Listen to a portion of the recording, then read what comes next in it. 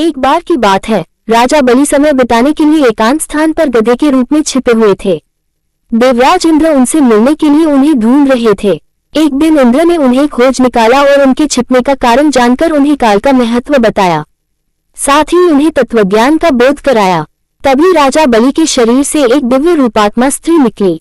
उसे देखकर इंद्र ने पूछा, दैत्यराज, ये स्त्री कौन है? देवी, मनुष्य अथवा आसुरी शक्ति में से कौन सी शक्ति है? राजा बलि बोले, देवराज, ये देवी तीनों शक्तियों में से कोई नहीं है, आप स्वयं पूछिए। इंद्र के पूछने पर वे शक्ति बोली, देवेंद्र, मुझे न तो दैत्यराज बलि जानते हैं और न ही तुम या कोई अन्य देवगण। पृथ्वीलोक पर लोग मुझे अनेक नामों से पुकारते हैं, जैसे श्री, लक्ष्मी आदि। इंद्र बोले, देवी, आप इतने समय से राजा बलि के पास हैं, लेकिन ऐसा क्या कारण है कि आप इन्हें छोड़कर मेरी ओर आ रही हैं? लक्ष्मी बोली, देवेंद्र, मुझे मेरे स्थान से कोई भी हटा या डिगा नहीं सकता है। मैं सभी के पास काल के अनुसार आती जाती रहती हूँ। जैसा काल का प्रभाव होता है, मैं उतने ही समय तक उसके पास रहती हूँ। अर्थात मैं समयानुसार एक को छोड़कर दूसरे के पास निवास करती हूँ। इंद्र बोले, देवी, आप असुरों के यहाँ निवास क्यों नहीं करती? लक्ष्मी बोली, देवेंद्र, मेरा निवास वही होता है जहाँ सत्य हो, धर्म के अनुसार कार्य होते हो, व्रत और दान देने के कार्य होते हो। लेकिन असुर भ्रष्ट हो रहे हैं। ये पहले इंद्रियों को वश में कर सकते थे, सत्यवादी थे, ब्राह्मणों की रक्षा करते थे, पर अब इनके लिए गुण नष्ट होते जा रहे हैं। ये तप उपवास नहीं करते, यज्ञ, हवन, दान आदि से इनका कोई संबंध शेष नहीं है।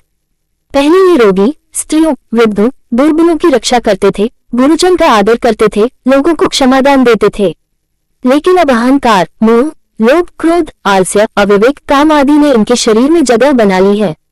ये लोग पशु तो पाल लेते हैं, लेकिन उन्हें चारा नहीं खिलाते, उनका पूरा दूध निकाल लेते हैं और पशुओं के बच्चे भूख से चित्कारते हुए मर जाते हैं। ये अपने बच्चों का लालन पालन करना भूलते जा रहे हैं। इनमें आपसी भाईचारा समाप्त हो गया है। लूट, खसोट, हत्या, व्यभिचार, कलह, स्त्रियों की पतिव्रता नष्ट करना ही इनका धर्म हो गया है। सूर्योदय के बाद तक सोने के कारण स्नान ध्यान से ये विमुख होते जा रहे हैं। इसलिए मेरा मन इनसे उचट गया। देवताओं का मन अब धर्म में आसक्त हो रहा है, इसलिए अब मैं इन्हें छोड़कर देवताओं के पास निवास करूंगी। मेरे साथ श्रद्धा, आशा, क्षमा, जया, शांति, संतति, धृति और विजति ये 8 देवियां भी निवास करेगी। देवेंद्र, अब आपको ज्ञात हो गया होगा कि मैंने इन्हें क्यों छोड़ा है।